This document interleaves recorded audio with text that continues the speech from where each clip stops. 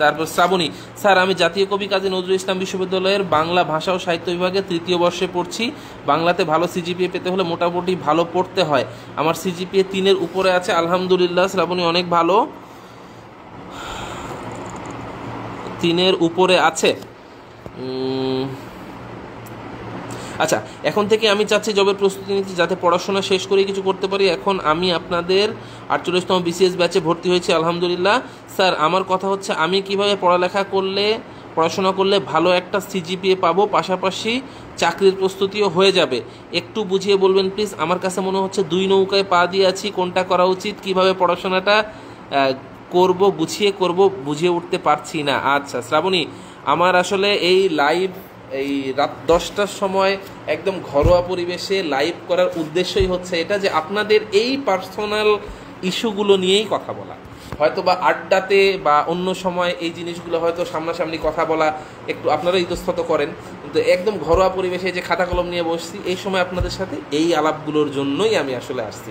তো এই যে যেটা বললাম, যে আপনি শ্রাবণী, আপনার ক্ষেত্রে আমি বুঝছি যে আপনি 3য় বর্ষে, না 3য় বর্ষে বলছেন? হ্যাঁ, 3য় বর্ষে। আচ্ছা, তো আপনার হাতে কিন্তু এখনও মোটামুটি 1 বছর আছে বেসিকটা স্ট্রং করার। আপনি আপনার সিজিপিএটা ধরে রাখেন, 3.3 আছে আপনার, আলহামদুলিল্লাহ, কবি নজরুল বিশ্ববিদ্যালয় থেকে। আপনি চেষ্টা করেন যে 3.5 করা যায় কিনা, 3.5টা চেষ্টা করেন। 3rd ইয়ারে আছেন, মানে 3rd ইয়ারের রেজাল্ট, 4th ইয়ারের রেজাল্ট, 2 ইয়ারের রেজাল্টটা আপনার গুরুত্বপূর্ণ। 2 ইয়ারের রেজাল্টটা রেডি করেন আগে, ঠিক আছে? 3.5 যদি আপনি এখানে রেডি করতে পারেন, তাহলে আপনার অনেক ক্ষেত্রে অনেক দূর আগায় যাবেন। শুধু বিসিএস না, অনেক রাস্তা আপনার জন্য খুলে যাবে 3.5 থাকলে। 3.5 না থাকলে যে রাস্তাগুলো খোলা থাকে না, যেমন আমার ক্ষেত্রে 3.5 ছিল না, আমি কোনো বিশ্ববিদ্যালয়ে আবেদন করতে পারি নাই। আমার সময় আমার সাবজেক্ট অনেক বিশ্ববিদ্যালয় খুলেছিল, ম্যাটেরিয়াল সায়েন্স অ্যান্ড ইঞ্জিনিয়ারিং আপনার কুয়েটে খুলছিল, রুয়েটে খুলছিল, তারপরে হচ্ছে এখন আরও কয়েকটা বিশ্ববিদ্যালয় নাকি খুলছে। তো আমার জুনিয়র সিনিয়র বড় ভাই বা জুনিয়র, ওরা কুয়েটের টিচার আছে, রুয়েটের টিচার আছে, কিন্তু আমি আর আবেদন করার কোনো স্কোপ ছিল না, কারণ আমার সিজিপিএ নাই। তো এই জিনিসটা তখন আমি চিন্তা করছি, ভাই আমার বিসিএস ছাড়া গতি নাই, কারণ আমার সিজিপিএ খারাপ, আমার এখন এই লাইনে আসতে হবে।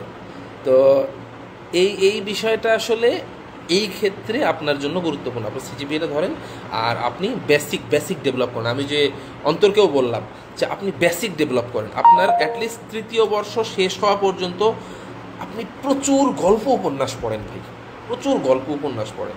আপনি বাংলা সাহিত্যের প্রধান উপন্যাসগুলো পড়ে ফেলেন। আপনি বাংলা সাহিত্যের, ইংরেজি সাহিত্যের প্রধান গল্প, নাটক, উপন্যাসগুলো পড়ে ফেলেন। আপনি আপনার ম্যাথের বেসিকটা রেডি করেন, ইংলিশ গ্রামারটা রেডি করেন, ইংলিশ স্পিকিং অ্যাবিলিটিটা ডেভেলপ করেন।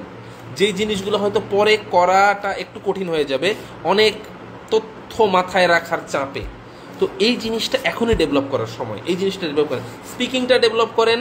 যারা এইরকম সিচুয়েশনে আছেন, 3rd ইয়ারের ভিতরে বা 2nd ইয়ার, 3rd ইয়ার, 1st ইয়ার আছেন, তাদেরকে বলছি আপনারা স্পিকিংটা ডেভেলপ করেন, আপনারা ইংলিশ গ্রামারটা ডেভেলপ করেন, আপনার ফ্রি হ্যান্ড রাইটিংটা ডেভেলপ করেন ইংলিশের, এবং আপনি অবশ্যই প্রচুর প্রচুর প্রচুর সাহিত্য পড়েন ভাই। সাহিত্য খুব কাজে লাগে, খুব কাজে লাগে।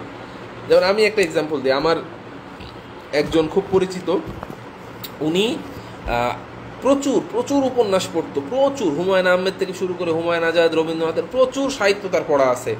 এই কারণে আমি যখন দেখেছি যে তার যখন লেখা, সে যখন রিটেন লিখতো, তার লেখার মধ্যে একটা সাহিত্যিক ভাব চলে আসে, তার কথার মধ্যে একটা সাহিত্যিক ধাঁচ চলে আসে, যেটা খুব গুরুত্বপূর্ণ।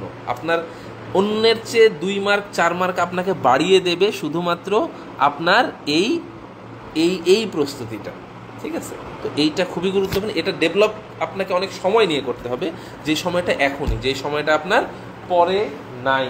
আচ্ছা ঠিক আছে শ্রাবণী, তাহলে এইভাবে প্রস্তুতি নিয়ে থাকেন। আর আপনি 48-এ তো আমাদের সাথে আছেন, সাফল্যতে আছেন, ইনশাল্লাহ ক্লাসগুলো রেগুলার করবেন। আমি যেটা পরামর্শ দিব, আপনারা এটা তো লাইভ করছি এখানে, আপনাদের কোচিংয়ে যারা আছেন তারা তো আছেনই, যারা আমাদের সাথে যুক্ত আছেন তারা তো আছেন, আর যারা যুক্ত নাই তাদের জন্যও তো বলছি। এখানে তো আর যুক্ত হতেও বলছি না, কারণ আপনার যেটা ভালো হবে, আপনার জন্য যেটা ভালো হবে না, আপনারা সবাই ম্যাচিওর, সেভাবেই চিন্তা করবেন যে কোথায় গেলে আপনি আপনার প্রপার গাইডেন্সটা পাবেন। এই জিনিসটা আপনাকেই জাজ করতে হবে। আপনি অনলাইন প্ল্যাটফর্মগুলো দেখেন, কোথায় আপনার কাছে অথেন্টিক মনে হয়। অনেক চটকদার বিজ্ঞাপন আছে অনেক জায়গায়, সেগুলা নাই বললাম থাক। এখন আপনার সিদ্ধান্ত আপনার, আপনি গ্র্যাজুয়েট, আপনি ম্যাচিউরড, একজন ম্যাচিউরড মানুষ, আপনাকে সিদ্ধান্ত নিতে হবে যে কোথায় গেলে আপনি প্রপার ইনফোটা পাবেন, গাইডেন্স